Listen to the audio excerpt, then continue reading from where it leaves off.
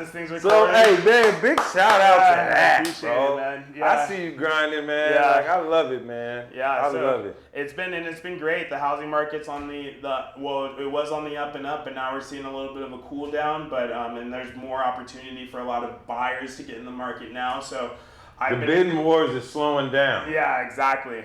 And I've been enjoying it. I actually now have a business partner I've been working with too.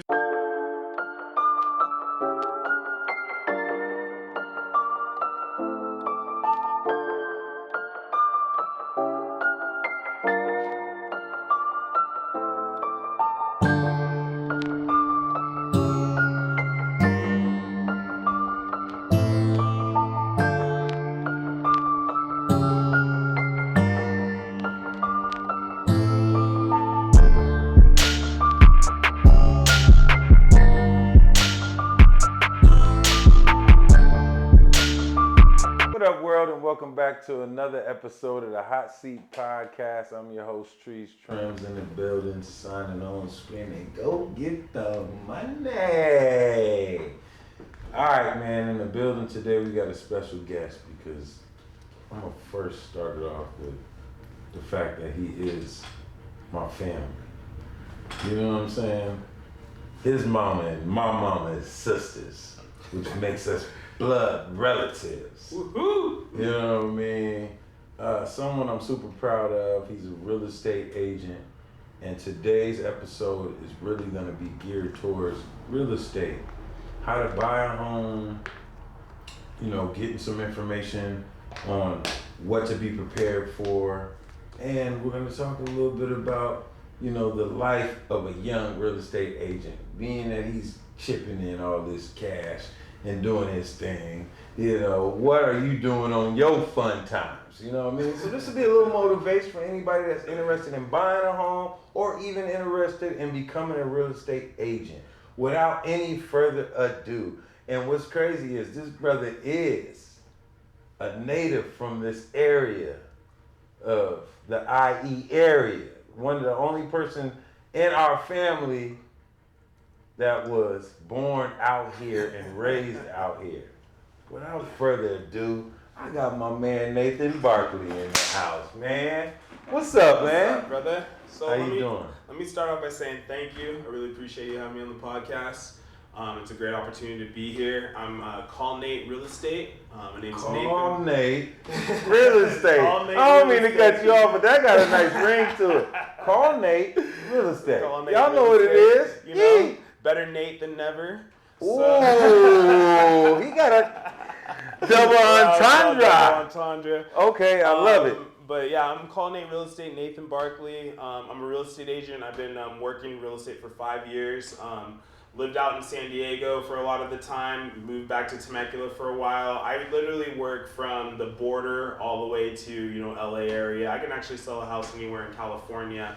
If not, I also know people that are looking for places outside of California as well. I could help you out. So, but I've been doing it for 5 years. I love it. It's a great job. It's a great opportunity.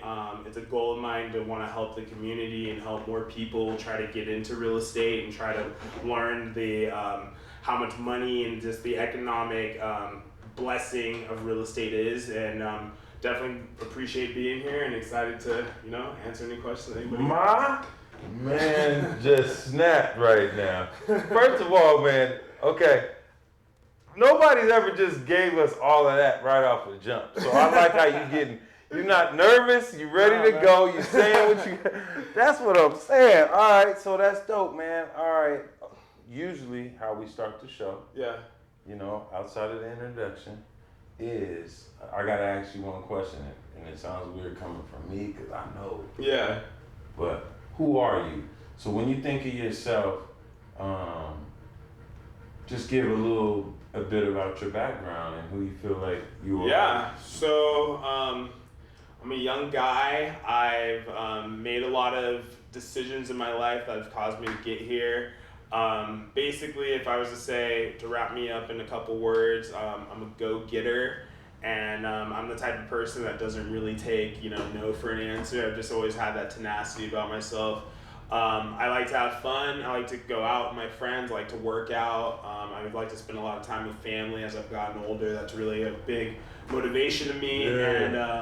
And I'm just a normal person that happened to have a really great opportunity, and I'm excited to be able to share that with others. Yes, sir.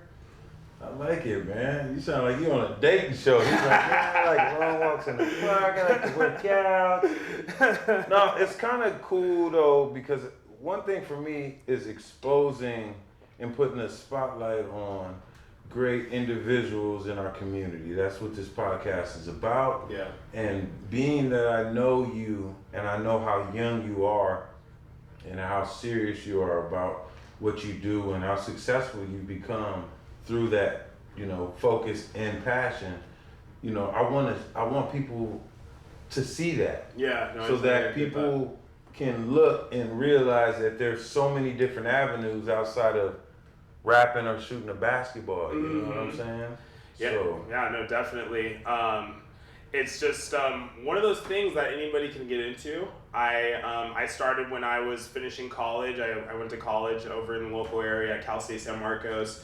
And it was one of my last years of school, and I was thinking about going maybe some upper school or anything, and then I had a friend that ended up getting their real estate license. I remember thinking, I was like, man, I'm smarter than you. I was like, okay. Brother, yeah, not like that. Not in a bad way, No. I know what you mean. It was though. So I in a pecking order, you're like, wait a minute, yeah, man, you can do it. I can definitely do it. I can do it. Yeah, so absolutely. I went to Palomar, which is a local community college in the area. During one of my last semesters of school, but you can be, anybody 18 or older can get their real estate license. So you don't even have to necessarily go to college. I just kind of maybe took a longer route, but anybody can get their real estate license as you're 18. So you do need your diploma though? You do need to I believe you need to have your diploma. Let's make sure we get that diploma. A high school let's diploma normalize. or a GED. Let's normalize getting that diploma. Yeah, no, of or course. GED. Yeah, or GED. Nothing wrong with that. They don't really discriminate, and I've seen a lot of different people from a lot of different walks of life. But I ended up going to Palomar, which is a local community college. It was actually funny because I had the GI Bill as well, which is a very kind of easy bill to get, which comes from California, which actually paid for most of it. Okay. But anyways, I ended up going to Palomar, getting my real estate license. It's 3 courses that you have to take. It usually takes about a year. You take real estate practice and principles, the first 2, and then you have to take like real estate, like a financial real estate course as the last one. It wasn't hard to pass. I was able to do that in 2 years. Actually, the teacher, you end up being able to put in all the homework and everything on the last day of school and get full credit. So you can you can literally act like you weren't even in the class the whole time, and then last week of school busted out. Obviously you want to do it while school's going on, but you couldn't even do it at the last week. And then you end up passing those courses, and then you'll get the certification. Then after that, basically the way to get your license is you have to submit some information to the board, which is going to be you passed your classes. You have to do like a fingerprint scan, which is just making sure you're not, you haven't committed any crimes, not on any watch list or anything like that. And then you do a little fingerprint scan, and you submit all that to the board, and then they're going to give you a time to take your test. And that's the main thing that some people get stomped on, is taking the test. The test is decently hard. It's only gotten harder over time. It's about 100 questions. And the thing I learned about it, there's a guy online, maybe we'll link him below, his name's Prep Agent, and he was a guy I learned off YouTube. So I ended up watching just YouTube videos on how to do it. This guy called Prep Agent on YouTube, he does a really good job of breaking everything down for you. And I actually had to take the test twice, but after my second time, I passed it and I got my real estate license. Big salute. So to the Prep Agent. Yeah. Okay, we're gonna definitely. We should link him below. He's been doing it for years. He's a really good guy. We got to do that. Yeah. Okay, so now you've obtained this license. You took the test twice. You went through the Prep Agent. He got you right. Now you got this license. What's your next move? My next move, and I've been in the industry for 5 years, so I had to make some mistakes to end up getting to this point. I'll tell you what my next move was, and then I'll tell you probably what the next move most people should do. My next move that I did, I put some applications out after I got it. There are a lot of agents, but also there are a lot of people looking for agents. So I put out about 5 applications, got about 4 calls back. One of the people that I ended up getting a call back from was Keller Williams, which is a really good brokerage. They do really good training, that's what I heard. And Keller Williams ended up having a location in La Jolla. I met the guy that was a part of the management of the brokerage. His name was Tim Yates. Really cool guy. So I ended up joining that brokerage. I would say for somebody that's starting out, that's new, you should do a little bit of research prior to joining any brokerage before joining. Maybe asking some people that are a part of that brokerage to see what they felt about it. You could probably do a quick, even a quick search on Instagram, Google to meet some people. Real estate agents always answer their phone. You can always hit them up, ask them what their thoughts about it are, and they're going to be able to get you some feedback. So I would definitely say look around, try to find what's called the best split, which is going to be typically around an 80% split is a good split. So if you can try to negotiate that, that's a good kind of team to work for. But you also got to think about what else you're getting in return. So we can go a little deeper in that. It would take a long time, but that's kind of something just to be aware of and that I wasn't aware of at the time that I would say to help newer agents that are in the same process of me when I was younger. So basically, when you get that license, you are eager to want to work. Yes. But do your research on these different companies, teams. They all have a little bit of a different, what's positive about them, what's negative about them. And you definitely want to just make sure you weigh all your options before you sign a thing to say that you're going to work for them for, X amount of time. Right, because it's almost like signing an NBA contract. Yeah, it is. It's very, very similar. You want to know what you're signing up for. You do, and if you think you're going to a championship team, and you're going to a team that's just getting going, then it's going to be a struggle. Now, I think that's an incredible tip off top because now you know what you're going into. Yeah. You've done your research, and it's going to automatically get you that bigger split because you're not going to go with the company that's going to give you a lower split. Or there's some companies that'll give you a really high split, but you're doing everything yourself.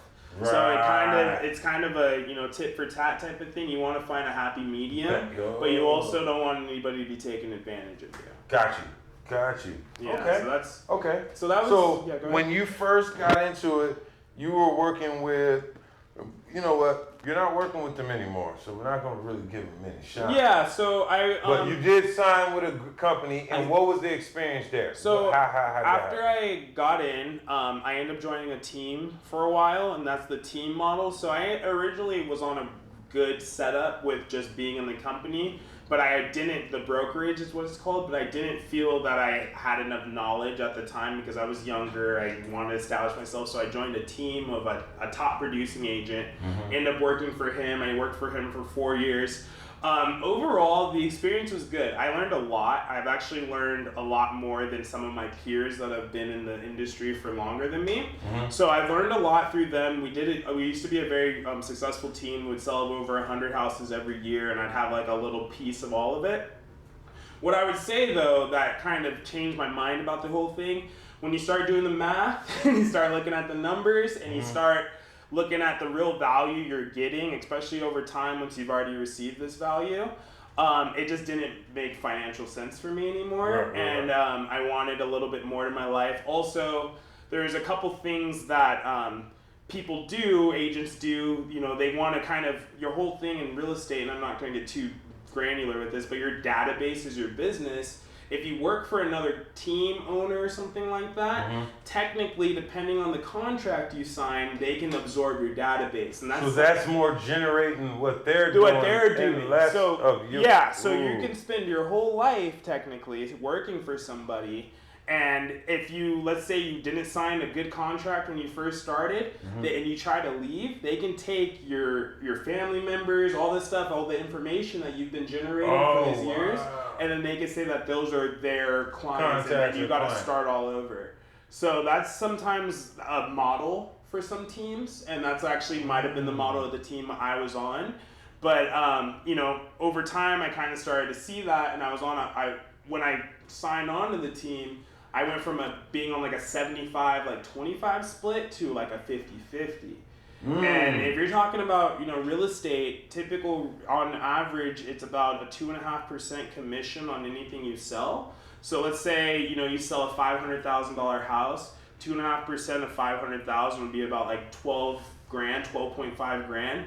You'd have to give 50% of that to your broker off the top without him necessarily doing anything. So versus, when you're on a different type of team or different type of setup, especially if these are your people, you end up getting a little bit more in your pocket and actually getting compensated. So when I end up leaving, I actually kind of gave myself a raise. Right.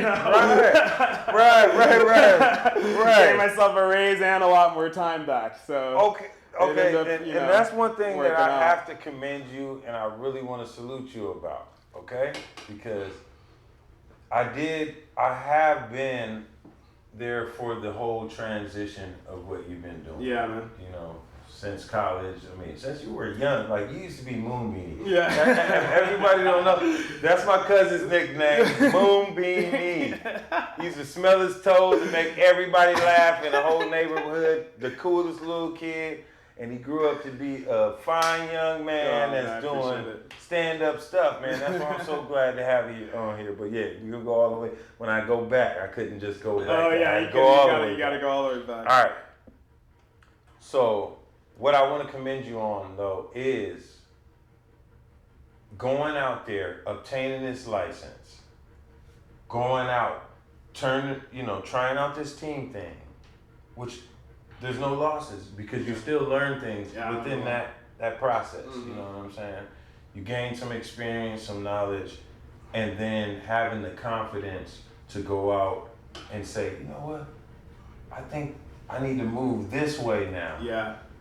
A lot of people in life kind of get caught up in this, just what it looks like. Like, this is what I do. I get up, I do this every day, and this is how everything's gonna work. Mm-hmm. And they get like stuck or complacent.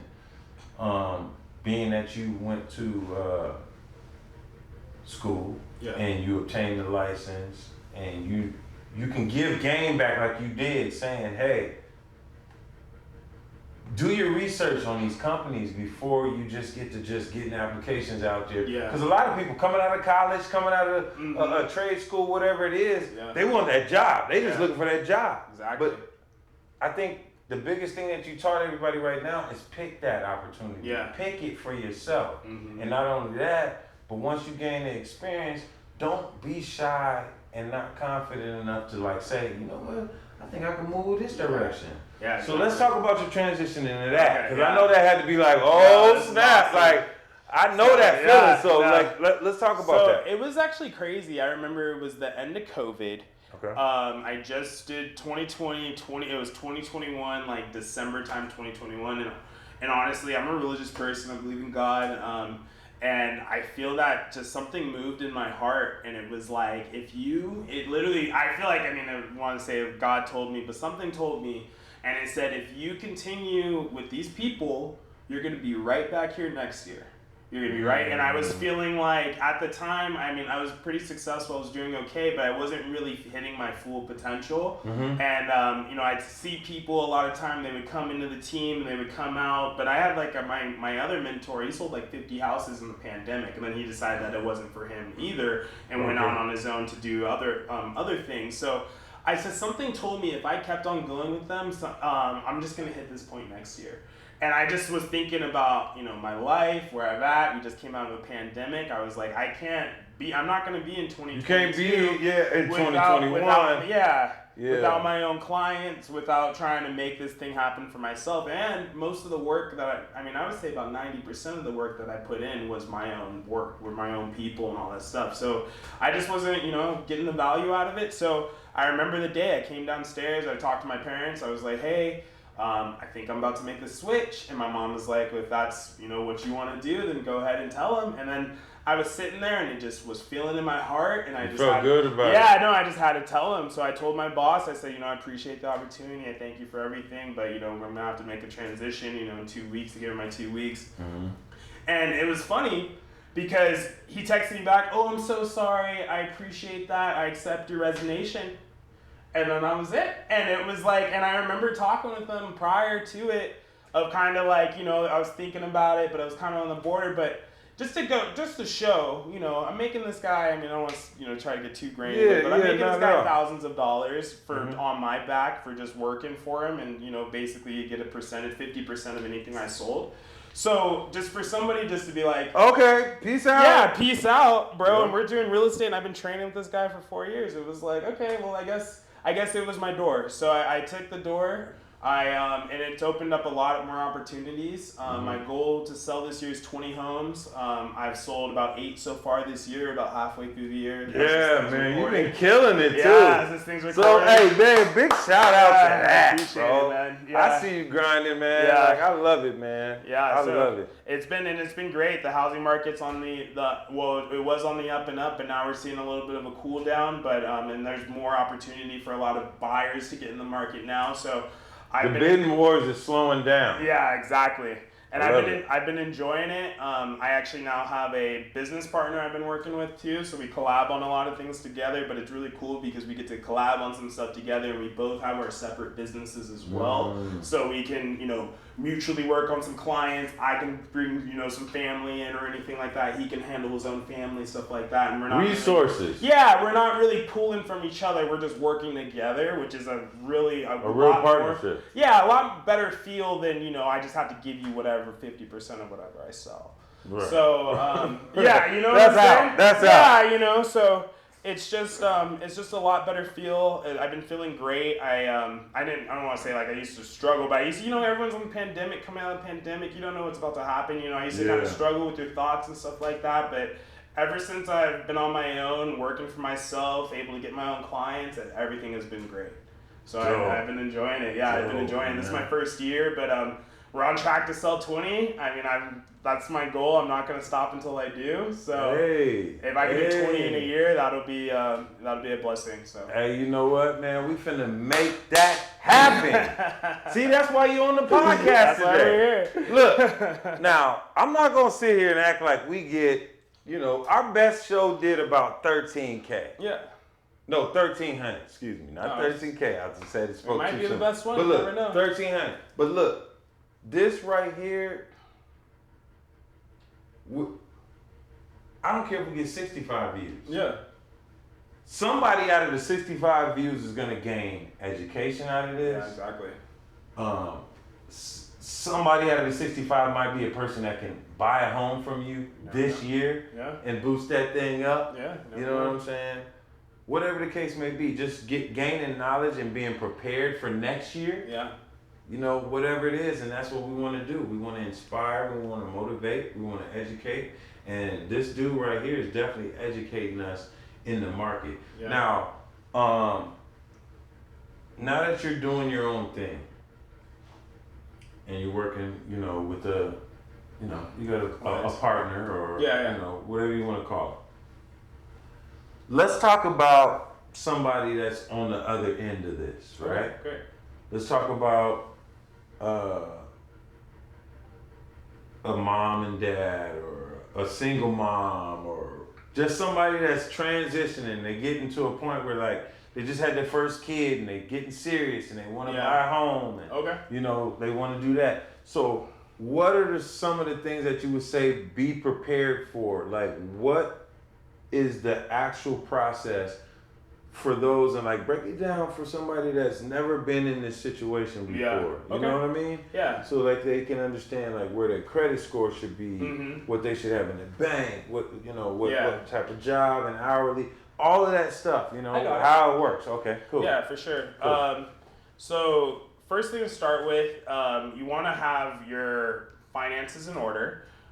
Usually what lenders want to see is going to be your tax returns. They want to see your recent tax returns. So like if you're to do an application right now, they want to see your 2021 and 2020 tax returns. If you have a W-2, which means you're a W-2 employee, they also want to see some recent pay stubs. You need for an FHA loan, you need about a 630 credit score. For a conventional loan, you need about a 580 credit score. The difference between the two, for sure. The difference between the two, so an FHA loan is going to be backed by the federal government, meaning it's coming from the government. They have these in place. They usually have a little bit of a lower interest rate, so you're not going to have to pay as much, but they're usually kind of comparable to the conventional loans. For an FHA loan, to put down, you need about 3.5% down. So that's the only amount you need down. So let's say you're buying a $600,000 house. 3.5% would be around $21,000 for that. That's kind of the minimum down. And then you would also have closing costs, which is going to be usually about 1.5% to 2%. So let's say you're buying a $600,000 house, you would need about let's say $10,000 to $12,000 in closing costs. So total would be about 30 grand technically on an FHA loan to get approved, and everything would need with closing costs and the loan amount and everything. So, and that's for 600,000. And a lot of different markets, a lot of different price points. 600,000 you could buy probably mansions in some property areas. In some areas, yeah. So you can go lower, but it's about 3.5% for the down for the loan to like be able to get the property, the down payment. And then it's also about 1.5% to 2% in closing costs. That's FHA. That's the federally backed one. You need a 630 credit score for that one. They have also conventional loans. Conventional loans are a little different, which means it's usually coming from a bank. It's usually coming from like a private equity fund, some type of kind of more of a private type of funding. Mm-hmm. And a conventional loan, you have a little bit of less requirements because it's not from the government. So for a conventional loan, you need about a 580 credit score. They do usually ask for about 5% down though to start off. So okay. So if the lower the credit score, the more they need. They most likely, but kind of similar. Yeah, more Gotcha. They would need. But for conventional, it's about 5% to start off. So let's say you're buying that $600,000 house, you need to put about 30 down, and then you would still have the closing costs of about $10,000 to $12,000. So you need about 42 for a conventional loan. So and at the rate that you were talking about at 600,000. At 600,000, okay. Yeah. If we're going lower, it gets lower. As you still need 5%, mm-hmm. And then closing costs are about 1.5% to 2%. And then that's all you need though to buy a place. So on the FHA, you're probably gonna look around 30, 35 grand. Conventional, you need probably closer to like 40, 45 grand. So that's the difference. They both have similar interest rates. You gotta look at the interest rates. Another thing to keep in mind on the federal loan, it does sometimes cost a little bit more per month because they have what's called mortgage insurance. And that's just an extra like couple $100. It's just they have to insure the loan. I don't know the government, but the government. They have to insure the loan, so they have a couple extra $100 that they charge on top of that. So it's mainly though, and you don't have to get super granular about it. Can you afford your monthly payment? Right. That's what it really comes down to. Okay. So, if you really want to look at it, if you can get approved, you talk with the lender. The lender's going to make sure you got, everything in order. He'll give you a list of stuff to kind of work on. But then once you get that, it's about can you afford the monthly payment at that price? Right. If you put in the money that it takes to get the down payment and everything. And if you can't, then you probably are going to either have to go, a little down in your purchase price or keep on saving a little bit longer so that you can, afford it. Some places you can get a place for $2,400, $2,500 a month, around 400,000. If you go up in purchase price, it's going to go up in price. But there are places out there, $400K where you can get it for like $2,500, $2,600 a month, and that could be a place for you and your family. So yeah, I love this information. Yeah. Man. This is so great. Yeah. So first things first, man. Like you said, Yeah. You make sure that you're financially stable. Mm-hmm. Exactly. You know what I mean? We need to make sure that these taxes from the last couple of years are on point. Mm-hmm. We need to make sure we got some current check stubs that's showing that you're making this money. Yes. Okay, and then we want to make sure that we have two different options. The FHA. FHA. Oh, FHA. Yeah, okay. Federal Housing and then, Administration. And then we got the conventional one. Yeah. Okay. So, being those two ways, he showed you what the benefits are of both, and obviously, if you're not dealing with the government, you can have a little bit of a lower credit score, Yes. but you're just going to put a little bit more up Down. front. Yes, You know what I'm exactly. saying? So that makes a lot of sense. Uh-huh. And we're talking about $600K on a house. So, you know, if you're around that range where it's like $300K, you can cut some of these prices in half. Down. Just to make it make sense Exactly. for who you are. We don't want to go over or under no one's heads right now because it's possible. Like the opportunities are there for everybody. Yes. Really. Yes. And that's call Nate real estate. You You know what I'm saying? Yeah, no, of course. Yeah. And a couple other things to keep in mind also, usually areas like California has a program, they sometimes have down payment assistance programs. Like California has one called CalHFA, CALHFA, and it's actually the government will give you a percentage, it's usually about 2% of your down payment, and they can additionally give you some money for your closing costs, and it'll just be wrapped into the loan that they give you. So it'll make your loan amount go up a little bit, you know, your monthly payment might be a little higher, but they can actually front you most of the costs to buy these properties, so you can get it maybe for around 1 to 2%. Instead of having to pay around like 5%, you know, for so look at CalHFA. It's a really good program. I've done deals with like that in the past, and it could definitely help you find a place. There's also a couple other down payment assistance programs that you can look into. But if you're, you know, kind of financially hurting, but you guys have been working, you can definitely look into some of those programs, and people have to accept it, you know, especially nowadays. Yeah, buddy. Y'all design the program. Don't be mad when people start using them. Yeah, exactly. Okay, I love that, man. Yeah. What would you say is the most common for you when you're doing these deals? What are these deals coming under the FHA? Are they going conventional? Or are they using some of these programs that you mentioned? It's a mix. It's a mix.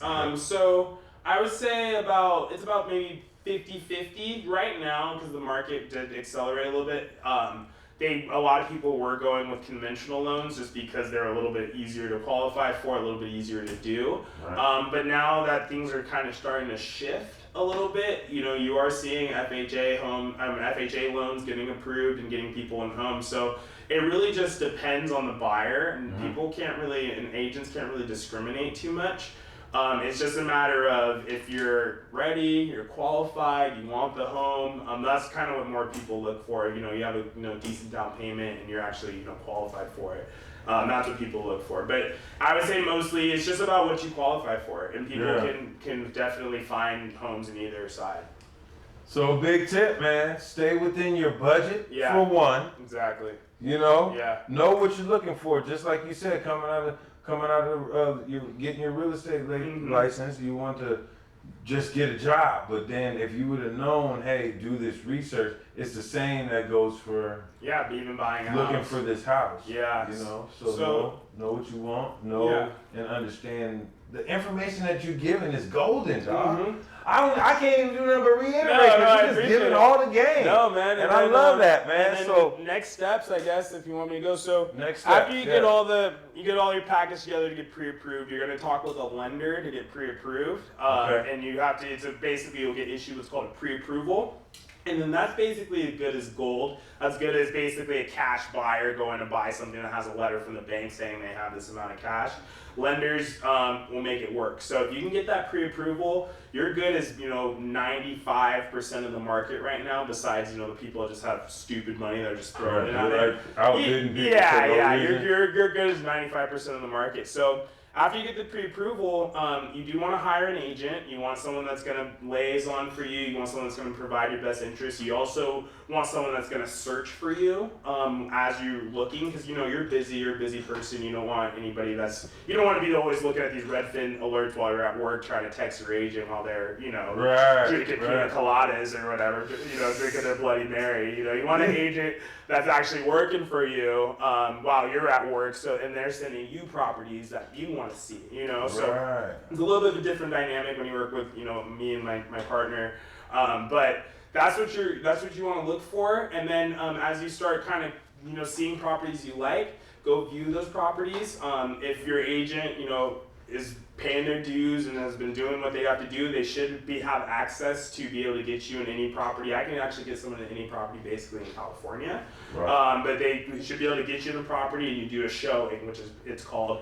And basically, you want to view the property. You want to make sure that the description matches the property you're looking at. Sometimes photos look way better online than you see it in person, and people cover stuff up. Main things to really look at is going to be the roof. Make sure the roof is of good condition. If you even look at the inside of the house and see water spots on the top of the ceiling, the roof has probably failed at some point, and they might patch it up a little bit. But a roof replacement's anywhere between $10,000 to $20,000 depending on the house, so that's a big thing. Another thing you want to look for is just condition of the property. See if there's any deferred maintenance, anything that people have just been letting just go bad for a while that's caused deterioration, issues. If water's hitting the side of the house, it might not be a big deal, but after 10, 15 years of water hitting the side of the house, now you have like a side stucco problem, So look into stuff like that as you're at the showing, of course. And then also the last thing to really look into is the foundation. Any type of horizontal cracks that aren't going towards your actual structure, those are usually okay. If you have a vertical crack, which means it's going up and down, and it's going towards your structure, which means it's going towards the foundation of your house, sometimes that means that it was like, especially in California, we have earthquakes and stuff. Sometimes that means there was like a separation in maybe some gravel or the ground, and that could have very well affected your structure. And depending on the size of the crack, anything over like about an inch, and if it's going straight towards your foundation, look for little cracks in the ceiling. You'll start noticing if a house is moving by the ceiling will actually start kind of separating little parts. And those are big things. A foundation repair is something you're gonna have to always disclose to other people trying to buy your house. And it's gonna cost you about, $20,000, $30,000, $40,000 to repair. Wow. Yeah. Makes a lot of So those are the things to look out for, even at the showing. Also, if you were to buy this property and get an escrow, they do have to disclose this stuff. So if you even don't see it at the showing, but you start seeing this was disclosed, foundation, even, sometimes if it's repaired, try to see who repaired it. But if it says some type of foundation repair, foundation cracking, foundation something, leave it alone. Yeah, I would say to keep on looking, just because, you might be able to get a good deal or try to negotiate a little bit of a better deal. There you go. Yeah, so you don't, but Two ways to play that. Yeah, you don't want to. You're always gonna have to disclose it. So now, if you're one of those people that's not very educated on, like, say if it was a single mom that was walking into this thing, and I'm not gonna try to dumb it down and say that she doesn't understand like some of the structural things that you're talking about, whatever. But just anybody, a man, woman walking in. They don't understand all this stuff. Is there someone that you could bring along with you? So there's a couple things you could do. So usually the process is you're gonna have you have a time to investigate the property after you're getting escrow. So basically, when you see a home, you see, okay, I like this house. This is a pretty house. Let's write an offer, and then we'll get into what's called escrow, which is basically just the process of selling the house. They make it all this fancy term, but it's basically just the process from point A to point B of selling the property and just the things that you have to do to make sure the properties get sold correctly in California. Escrow. So when you're in escrow, you will have some time to investigate the property. They'll have to give you all the disclosures, which is just the information that they have about any issues that they know of. And also you have a time to bring your home inspector by the property and conduct what's called a home inspection. Home inspectors, they get paid to find the issues in your house, so don't get offended. But they will go through the whole entire house, then they will point out all these little things that they notice that are could be potential hazards, or they might say that this is something that needs to be repaired. But those are the people that will be able to tell you exactly the ins and outs of what you need to look out for. And then sometimes you can the home inspector might say, okay, foundation crack, bring a secondary person in. Then you probably have to bring a foundation expert in to be able to tell you, what's actually the details of what's going on. But the home inspector is the person that will call it out. And that's the normal process for anybody. If you ever have an agent that tells you not to get a home inspection, you should fire them and call me. For sure. Hey, call Nate, real estate. Yeah. So yeah, man, I'm in the building with Call Nate, real estate. You know what I'm saying? And he's been dropping a lot of gems for those that are interested in buying a home, what it takes to be prepared to buy a home. And not only that, but his journey to becoming the successful real estate agent he is today. I don't want to just let this dude stay in one box. I want to show a couple of different sides of you, man, and kind of talk about a couple other things. So, talk to me, man. What's going on with your personal life, man? Because I seen you out there in Cancun, Mexico. How'd that happen? Tell us the story and what happened. How'd that work, bro? So I just went to Cancun. Okay. Honestly, best time I've ever had. Okay. I stayed at the Hacienda Encantada, I believe, resort, or Encina or something. I don't even know. That place was beautiful. It was like Disneyland, manicured to the 9. It's actually crazy, and it's kind of funny that brought this up, but I got that trip gifted to me from a client of mine. Ooh. Yeah, she gave it to me. Benefits of the job, courtesy of the job. This is totally separate, but she gave it to me. Basically, she needed help finding a lawyer. My family has a lawyer that they've worked with in the past, and I referred just my guy, just gave it to her, and then she was telling me about this trip she had planned, but she couldn't go because her passport expired. And she was like, "Do you want to go?" And won't he do it? Yeah, and I was like, "Where?" And she was like, "Cabo. We already paid for the hotel. It's an all-inclusive resort. You could just basically pay for the flight, and you could go." So I looked around. I was thinking about who to bring, and I ended up bringing my dad. That's right. I ended up going to my pops. We've always wanted to go. We were always talking about going to like Mexico or somewhere. He's from Trinidad. So we always talked about going to like a foreign country, and we have our passports. We just got our passports this year. So it was really fun. We got to spend a lot of good quality time together. As I've gotten older, I've gotten a lot of appreciation for my family. Absolutely. It's one of those things you just, as you see people, and their families and stuff happens and everything, you just really have appreciation for, your tight-knit group, because it's good to have them. So it was awesome to spend some time with my pops and, just give them a little back and show them that, I wanted to spend some time with them and everything. But the resort, man, dude, you got to go to. Have you ever been to Cancun? I've never been. To Cabo, excuse me? I've never been. Oh, you went to Cabo. That's right. My bad. I said Cancun. Maybe, yeah. It all sounds good, man. Yeah. So Cabo. Yeah. When we explain the experience, it's Cabo, not Cancun. Yeah, my bad. That's my mistake. But you got to go. It was awesome. It was honestly best. So I don't know if you've noticed, but ever since COVID, service has kind of gone down a little bit. Yeah. People acting like they're doing you a favor. Yeah, people be at the drive-thru. What you want? Some food and some good service. Am I gonna have a good day? I mean, geez. So, I guess in Mexico they didn't get the memo out there. They're on point. We didn't walk anywhere. Basically, they have a golf cart to pick you up. The food was all paid for. It was a good time. Wow. Massive, just like feast every night. It was just really, really good. And shout out to Cabo, man. Shout out to Cabo. Go ahead and get you a stamp on that passport. Go to Cabo. We actually flew out of Tijuana. Okay. They have this thing. It's called I think it's called the Border Expressway. I didn't even know it existed. I live out in San Diego. Didn't even know this existed. But it basically goes from the border, not the border, but Chula Vista, straight to the airport. And it's literally, you think it sounds like it's like a far ride. It's actually crazy to think how close we are. It was about a 10-step difference between America and Mexico. And we were in the airport straight away. The flight was beautiful. It's super clean in there. They speak English, so it wasn't even an issue. And customs wasn't crazy or anything, and there wasn't any really lines either. That's dope. And the tickets we ended up buying the tickets a week early, and they were like, I think $150, $200 for like a week prior. Oh, yeah. Yeah, a week prior. They were like $500 in America, so.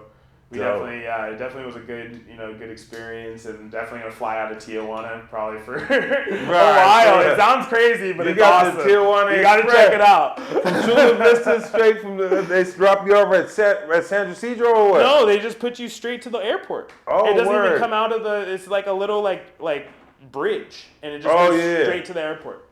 That's dope. Yeah, it's not in the airport. Dope. I guess is like right on the border, so it's really not far. That's dope. Yeah, so it was a good time. It was a lot of good time to just spend with family. That's cool. Yeah, man. Yeah. All right, man. So what else I want to talk to you about? What else I want to ask Nate about, man? So you just came back from Cabo. What other stamps you got on that passport so far? I actually haven't really gone. I went to Canada one time, but I didn't really. It was like prior when you could just use your ID. I haven't really gone too much. I've just gone around, kind of local around the United States. I definitely want to get more traveling done though. So Cabo was your best trip of all time? Cabo so was far? my best trip out the U.S. so Okay. far. Yeah, Okay. so we're definitely going to hit a couple areas. I want to go to Europe. I want to go to Spain. I think it would be awesome. Definitely want to check out Trinidad, South America. Yeah, I told your dad a couple weeks ago. I was like, we need to go to Trinidad. Yeah, we need to just go take a trip. I know they got some type of festival or something going on out there. They have carnival out there. Yeah, carnival. Let's go. Carnival. Yeah, for sure. Yeah, we need to get them stamps. Yeah, man. I know. We could definitely go, and it's really not. It's fly to TJ. It's really not we out here. It's not that bad. Hey, I'm pro fly to TJ too. Let's rock with it. Yeah, let's go. I definitely ain't going to LAX. That's out. Exactly. Yeah. That's how it is. I can't rock with LAX. Nah, man. yeah. Ontario's nice to fly out of too. Ontario's It's not easy. too bad. You know what I mean? Sure, but man. I wouldn't say for an international trip, but I would definitely say for like if you flying somewhere local, domestically or anything. Even by the Ontario, you be good in and out. 30 minutes. Yeah, man. So it's been cool, and I've been just enjoying life. That's kind so of what are you listening to lately, man? What's in your on your way down here, man? Who are you listening to? I got that new Kendrick. Okay. We're listening to Kendrick. I've been listening to Kendrick for a while though. I definitely Future's on the playlist. Okay. Future's on the playlist. Freddie Gibbs. Gangsta Gibbs. I like a little hip hop, a little gangster rap. And like old school, to be honest, I've been hitting a little Side A. Side A, Big shout out to Sade, and that's the group. You know what I'm saying? Yeah, Helen is the lady that sings. Everybody is so in love with Sade, but they be like, oh yeah, I love Sade. Yeah. Okay, well that's the whole group. But the lady's name is Helen, so if you love her and not the band, which you just pretty hard not to, but you gotta know the difference, y'all. Yeah, that's straight up. You know what I mean? So shout out to Sade and the lead singer Helen. Yeah, a little Al Green, a little old school. Oh, okay. Yeah, just throwing it on and just kind of enjoying life, just like setting a vibe. That's been my music taste lately, is just setting a vibe. Okay. Yeah, it's been awesome. Isaiah Rashad as well. Shout out. Okay, shout out. What's the last good restaurant you went to, man? Not in Cabo either. No. Last good restaurant. Shout out some, that some people can get. There's a place. Okay, so there's a place in. So there's a place in Hemet actually, and they just opened up in Temecula, called Tacos and Beer, SoCal Tacos and Beer. Best tacos you're going to have in the area. Yeah. If you're in San Diego, you got to either check out, it's called Bueno Fushera, which is a Italian spot. There's a couple of them. There's one downtown, and there's also one in like South Park area. What, downtown, Little Italy? Little Italy, Bueno Fushera. That place is A1. Okay.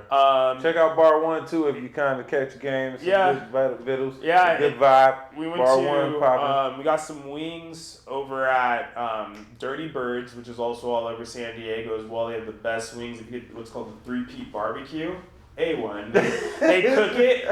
They like fry it, and then they put in barbecue sauce, and they like fry it again, I guess, and then they like put buffalo sauce, and then they like deep bake it in like another layer of barbecue sauce. I gotta try this. Hey man, me and you going. Hey, we're gonna do a video. No, for sure. We're gonna do a video where we go out there and do some It's A1, man. We actually got the they have another one called the Dirty Ranch. The Dirty Ranch is also really good, but we were upset we didn't get more of the 3-peat barbecue. So let me just let you know. It's all about that 3-peat. Yeah, go to Dirty Birds, get the 3-peat barbecue. Tell them Nathan sent you. That's right. Call Nate Real Estate. Call Nate Real Estate. That's what it is. But yeah, man. Hey man, so you be going to the festivals, the music festivals. I've been to a few.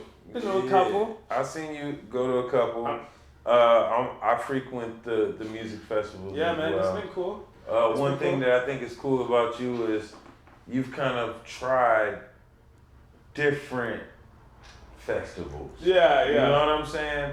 And when I say different, I mean like different kind of music, different kind of vibes, different kind of cultures. You know what I'm saying? That's cool. I can really appreciate that. You being younger and experiencing that stuff. Me, I kind of stick. I'm older, so I stick in my house. Yeah. I'm trying to go see something that I know. I want to be ready for the experience. Yeah, that's funny. Being ready for the experience, I mean, for old guys, like what it's about. You just want to be prepared. Yeah, no, I totally But for a young dude, man, I know it's less of that. So, give me your best festival experience. Best festival experience. So yeah, man, without going too far. Sorry, I won't go too far. Sorry, Uncle Victor. No, we're fine. No, I'm just joking, man. They know. I went to last year. It was actually right at the end of COVID. I went to EDC. I've been to Coachella. I've been to like Hard Summer and a couple other ones, but I've been to EDC. And it's the Electric Daisy Carnival. They moved it to Vegas. Mm-hmm. And I don't know, it just might have been my group. It was some old friends from college that I went with. It was a great time. We had a really awesome time. You dress up, you look nice, everyone looks nice, but the music's awesome.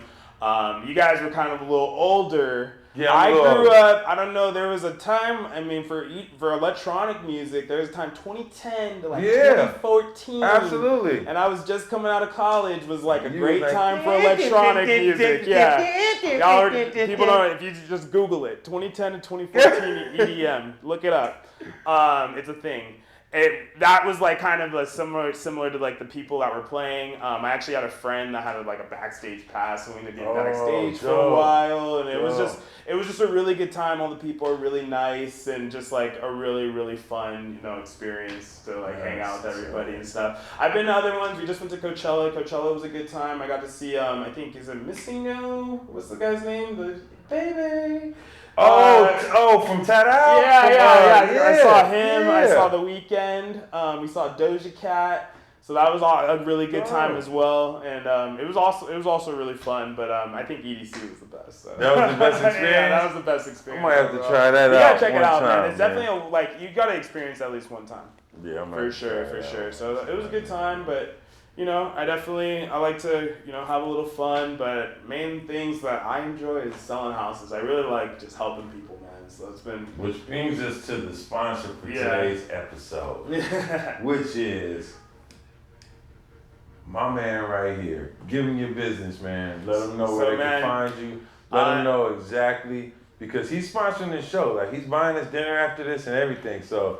no, I'm just joking. No, I'm just playing. But we're going to use you as a sponsor. So give them your company name and your information so that everybody can get in contact with you. And, my name is Nathan Barkley. Call Nate Real Estate. Phone number is 858-412-0135. Contact me for any real estate needs. If you know somebody that needs something in real estate or even just want someone to point them in the right direction, I'm always working, always here to help.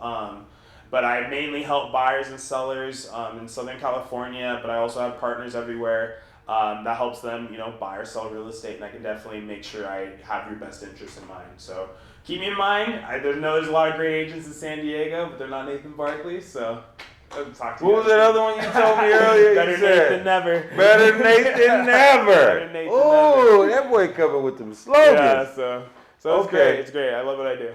I love it, man. That's super dope. Yeah, man. Okay, so what's your handles on IG, social networks, all that stuff? Because somebody might be like, I already got a house, but I think this guy is pretty cool. You know what I'm saying? How can they get in contact with you? How can they stay a part of this movement that you create? So I have my Instagram, Nathan Barkley Real Estate. I also have, my personal Instagram, tgodnate, T.GODNATE. That's the main way to find me. You can also find me on LinkedIn under Nathan Barkley.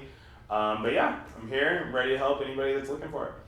Oh, yeah, man. Yeah, man. Appreciate it. So, man, I consider this like a Black excellence spotlight, so to speak, man. Like, I had to put the spotlight on my family, man. I'm so proud of you and what you're doing, man. You're educating people and you're helping create, like, it's a lifestyle. Like, what people are gaining from dealing with you is really big because it's what allows them to be together and in a home and have stability and, feel secure. Yeah. So, it's really big what you're doing, man. I really want to commend you for that and how hard you work towards each individual. And I really want to help just put a spotlight on that and just motivate people to tap in with Call Nate Real Estate. You know what I'm saying? Thank you, brother. Better Nate than never. Better Nate than never. Handle it. With that being said, it's the Hot Seat Podcast, people. We've been shooting for a little while, and we're all geared towards putting a spotlight on the great people in our community, whether it is a small business, if you're an entrepreneur, or black-owned business, athlete, artist, or whatever it could be that you're doing positive in our community. We want to put a spotlight on that. We're not giving enough support from our genuine friends and family. A lot of it comes from strangers, so the hot seat is all designed to change that. With that being said, man, make sure y'all like, share, and subscribe if you benefited from this episode. Make sure you definitely tap in with our guests.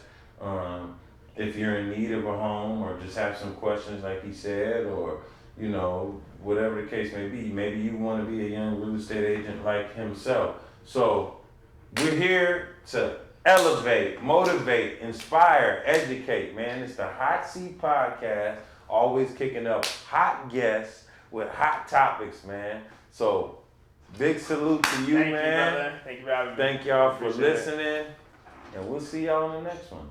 See ya. Yee!